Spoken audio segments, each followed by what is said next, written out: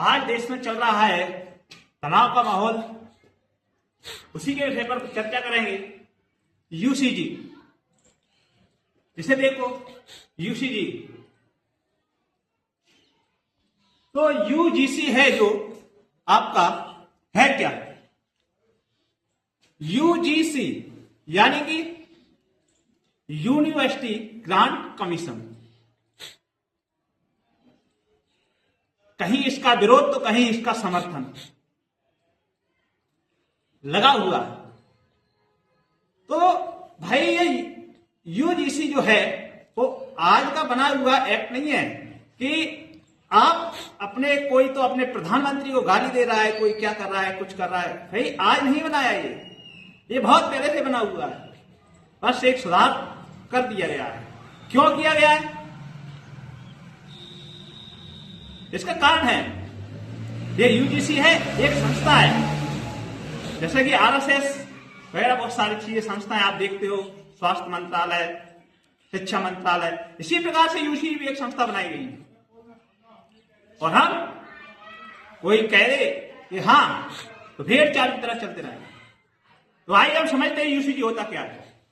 UGC क्या होता है कि यूनिवर्सिटी ग्रांट कमीशन, जो कि विश्वविद्यालयों के लिए बनाया है। जितने विश्वविद्यालय हैं इनकी निगरानी कौन करेगा? यूजीसी करेगा। यूजीसी अगर करता है, निगरानी करेगा, तो पहले हम फिलहाल इसके बारे में, यूजीसी के बारे में समझेंगे कि यूजीसी जो है कब पारित किया गया था और कब इसको लाया गया था। तो है 28 दिसंबर 1953 को। कब? 28 दिसंबर 1953 को। तब के तत्कालीन शिक्षा मंत्री, क्योंकि शिक्षा से जुड़ा हुआ शिक्षा मंत्री लाएंगे भाई। हाँ, शिक्षा मंत्री कौन थे आपके? मौलाना अब्दुल कलाम। कौन थे? मौलाना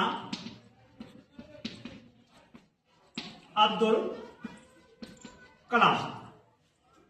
जब ये शिक्षा मंत्री थे तब इन्होंने इस यूजीसी का उद्घाटन किया।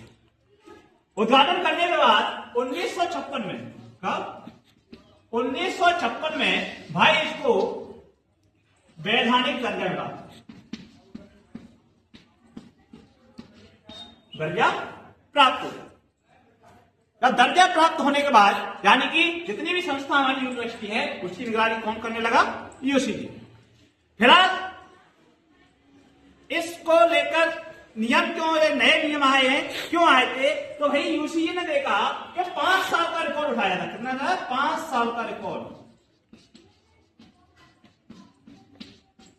5 साल का रिकॉर्ड जो भाई उठाया था इसने, यानी कि 2018 से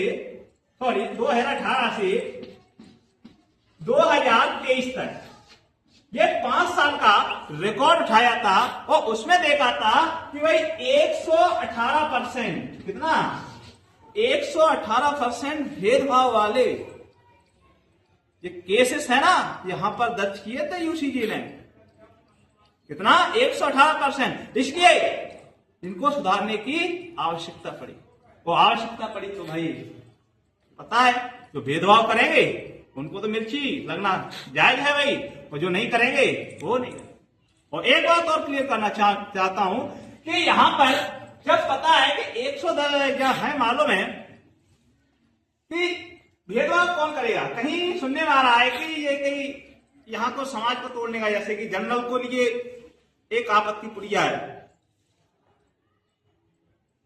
भाई यहां पर तो सबके लिए एक जगह बोलता है कि समानता का अधिकार यानी सबके लिए, और कहीं कहीं न्यूज ये आती है कि ये क्या है, जो जनरल वाले हैं उनके लिए क्या है, बहुत बुरा है।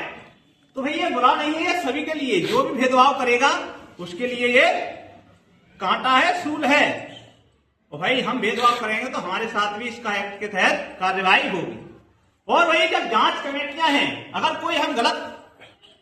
अगर हम गलत इस विषय में शिकायत दर्ज कराते हैं तो उसके लिए कोर्ट है, इस कमेटी बनाई गई है, वो जांच करेंगी, उसके बाद ही आगे चलेंगे। फिलहाल इस एक्ट पर रोक लगा दी गई है सुप्रीम कोर्ट के द्वारा रोक लगा दी गई है। तो आगे जो भी होगा आप सब देख ही रहे, यहां पर ओबीसी समाज, एसटी एससी जो भी है अब अपना आंदोलन कर रहे हैं। तो यहां पर एसटी एससी ओबीसी, भाई हमें आंदोलन करने की आवश्यकता क्या है? भाई पहले हम अपने बच्चों को पढ़ाने लिखाए, यानी कि यूनिवर्सिटी लायक तो बना लें। हम शिक्षा पे ध्यान देते नहीं है। एक ने बोल दिया कि आंदोलन करना है, चलने बनेंगे। भाई शिक्षा जरूरी है, पहले हम अपने बच्चों को यूनिवर्सिटी जाने लायक बनाएं, उसके बाद हम अपना यह विरोध करेंगे।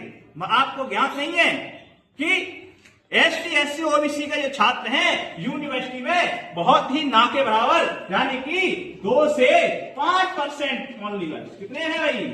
2 से 5% बच्चा है जो कि इस समझ, यानी कि एससी एसटी ओबीसी यानी तीनों के जो बच्चे हैं यहां तक पहुंच पा रहे हैं।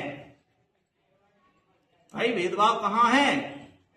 आप उपयोग कर रहे हैं, पहले हम सक्षम बनाइए, तब जाके हमारी आवाज बुलंद होगी। अन्यथा ऐसे बुलंद नहीं होनी है कि कोई कह देगा वो हो जाएगी बुलंद।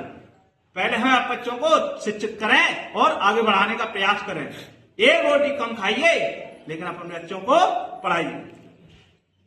शिक्षा बहुत जरूरी है। जय हिंद, जय भारत।